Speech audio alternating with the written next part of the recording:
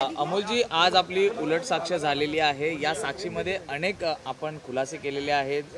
आपल्याला आलेला जो तटकरेंचा फोन होता, त्यानंतर तुमच्यावर टाकलेलं दबाव तंत्र होतं, एकूणच काय सांगाल उलट साक्षामध्ये आपण सांगितलं? उलट साक्षामध्ये 2 तारखेला 2 जुलैला माननीय अजितदादांच्या बंगल्यावर गेल्यानंतर जो घटनाक्रम झाला या संदर्भामध्ये अनेक प्रश्न विचारण्यात आले। त्याचबरोबर जे ॲफिडेव्हिट ज्याच्यावर सही घेण्यात आली होती त्या संदर्भातले प्रश्न होते आणि त्यानंतरच्या काउंटर ॲफिडेव्हिटच्या संदर्भामध्ये हे प्रश्न होते आणि सरते शेवटी या सगळ्या संदर्भामध्ये ही कारणं योग्य आहेत का हे विचारल्यानंतर मी माझं मत मांडलं। जी 2 ॲफिडेव्हिट सादर आपण केली होती त्यामध्ये नेमकी खरी कुठलं आणि आपण काही माहिती लपवत असल्याचं देखील आपल्यावर म्हणण्यात आलं होतं, त्याबद्दल नाही, यामध्ये माहिती लपवत असण्याचा हा विषय नव्हता। यामध्ये महत्त्वाची ही गोष्ट होती की पहिलं जे ॲफिडेव्हिट सही घेण्यात आली ज्या ॲफिडेव्हिटवर, या ॲफिडेव्हिटवर मी सही 2 जुलैला केली आणि त्यावर नंतर तारीख ही 30 जून टाकण्यात आली आणि त्या ॲफिडेव्हिटवर त्याचा हेतू हा कुठेही त्या संदर्भात त्याचा उल्लेख करण्यात आलेला नव्हता आणि त्यामुळे जेव्हा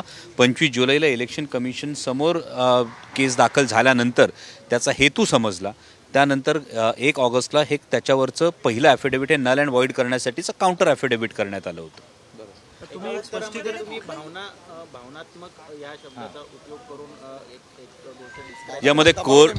यामध्ये कोर्शन हा जो प्रकार आहे हा नक्कीच भावनात्मक दबावाचा जो विषय होता आणि जो मी नंतरही या संदर्भामध्ये जे शेवटी मी जी टिप्पणी केली की या संदर्भामध्ये भाजप सेना सरकारसोबत जाणं हे म्हणणं याचा अर्थ महाराष्ट्राच्या संदर्भामधला कुठलाही प्रश्न पार्लमेंटमध्ये विचारायचा नाही, कारण आज महाराष्ट्रातल्या 48 खासदारांपैकी 39 खासदार कांदा निर्यात बंदीविषयी कोणीही चकार शब्द काढलेला नाही, कापसाविषयी सोयाबीनविषयी कोणी चकार शब्द काढत नाही, त्याचबरोबर महाराष्ट्रातून जे उद्योगधंदे पळवले जातात याविषयी चकार शब्द काढत नाही आणि जे शेवटी जी सगळ्यात महत्त्वाची गोष्ट होती, मग मतदारांनी तत्व, मूल्य, निष्ठा या गोष्टींवर विश्वास ठेवायचा की या गोष्टींना आता तिलांजली दिली असं समजायचं। आता भावनात्मक दबाव नाही तर दुसरं काय? सर, एकीकडे रोहित पवारांची अद्यापही सुनावणी चौकशी जे ते सुरू झाले कसं या पद्धतीनं सेंट्रल एजन्सीच्या एकूणच भूमिकेविषयी एक संदिग्धता ही निर्माण झाली। आता सर्वसामान्य माणूससुद्धा बोलतो की ही चौकशी किंवा चौकशीचा ससेमिरा हा विरोधी पक्षातल्याच नेत्यांच्याविषयी का होतो? तुमच्याकडे जर असं एखादं उदाहरण असेल तर प्लीज मला दाखवा की असा एखादा नेता ज्याच्या चौकशी सुरू झाली किंवा या संदर्भातली बातमी आपणच सर्वांनी दिली, त्याने सत्ताधारी पक्षात प्रवेश केला आणि तरी त्याची चौकशी सुरू आहे, असं जर एखादं उदाहरण तुमच्याकडे असेल तर ते मला सांगा, माझ्या माहितीत भर पाडा, कारण अशा पद्धतीचं कुठलंही उदाहरण दिसत नाही। आजकाल एखाद्या राजनैतिक पक्षाला जर वॉशिंग मशीन म्हणायला लागले लोक, तर मग याच्यातून मला वाटतं की खरं तर सेंट्रल एजन्सीची जी विश्वासार्हता याच्यावर प्रश्नचिन्ह निर्माण होण्याची शक्यता आहे। 2019ला शरद पवारांना अशीच एक नोटीस आल्याची बातमी समोर आली होती, तेव्हा अजित पवारांना अश्रू जे आहे ते अनावर झाले होते, आता मात्र ते बदललेत का, काय वाटतं? मला वाटतं हा प्रश्न आदरणीय दादांना आपण विचारला तर बरं होईल, कारण मी फार लहान कार्यकर्त्याविषयी भाष्य करण्यात। सर, तुम्ही आज उत्तर देताना निवडणुका, तत्व, मतदान आणि मूल्य या गोष्टींचा उच्चार केला। 2 महिन्यावर लोकसभेच्या निवडणुका आलेल्या आहेत, याचा आणि त्याचा संदर्भ कसा लावतो? याचा आणि त्याचा म्हणजे मूल्य, तत्व, मतदान आत्ताचं सरकार पडल्याचं आणि नंतर आता आगामी निवडणुका, ते महाराष्ट्रातली जर एकूण सामाजिक राजकीय परिस्थिती आपण पाहिली तर आपल्याला प्रत्येकाला हा प्रश्न पडतो की मी नेमकं मतदान कशासाठी करतोय आणि मी ज्याला मतदान करतोय त्या व्यक्तीची नक्की विश्वासार्हता काय। त्यामुळे राजकारणातली क्रेडिबिलिटी हा जो एक फार महत्त्वाचा विषय आहे, आन्सरेबिलिटी हा महत्त्वाचा विषय आहे आणि जे सर्वसामान्य शेतकऱ्यांचे प्रश्न आहेत हे मांडणं, सर्वसामान्यांचे प्रश्न मांडणं। आज लाखोंच्या संख्येनं मराठा बांधव हा आरक्षणासाठी हा रस्त्यावर आहे, हा मुंबईच्या दिशेनं कूच करतोय, परंतु महाराष्ट्र सरकारला या संदर्भामध्ये ठाम भूमिका ही केंद्र सरकारकडे जर मागायची असेल तर या संदर्भामध्ये आरक्षणाचा कोटा मागवण्यासाठी, जाती नाही जनगणना करण्यासाठी या पद्धतीची कुठलीच भूमिका मांडली जात नाही।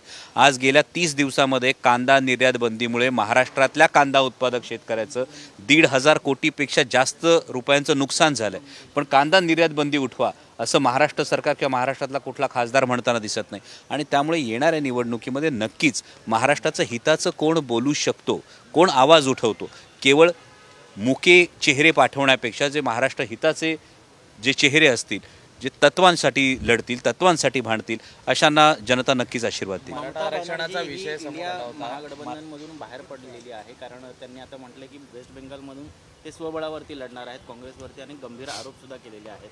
अगदी तोंडावर आहे लोकसभा निवडणूक, कसं पाहता? मी आता चौकशीमध्ये होतो त्यामुळे या संदर्भातली पूर्ण माहिती मला नाही, पण माझ्यापर्यंत जी माहिती आली त्यामध्ये फक्त पश्चिम बंगालपुरता हा निर्णय झालेला आहे आणि या संदर्भामध्ये काँग्रेस नेते जयराम रमेश यांचंही एक विधान ऐकलं, त्यामुळे नक्कीच यामध्ये चर्चेतून काहीतरी तोडगा काढला जाईल अशी आशा आहे. मराठा आरक्षणासंदर्भात जरांगे पाटील हे मुंबईच्या वेशीवर काही वेळात म्हणजे काही दिवसातच येऊन पोहोचतील. मात्र दुसरीकडे सरकारने आता कुठेतरी हे आरक्षण किंवा हे आंदोलन यामध्ये कुठेतरी एक मध्यस्थी व्हावा किंवा न व्हावं यासाठी प्रयत्न करताना पाहायला मिळत नाहीत. आज वाहतूक पोलिसांनी एक शासन निर्णय जारी केलेला आहे. त्यामध्ये ट्रक्स ट्रॅक्टर्स यांना मुंबईत बंदी घालण्यात आलेली आहे. फक्त रात्री 12 ते सकाळी 7पर्यंत ती राहणार आहे.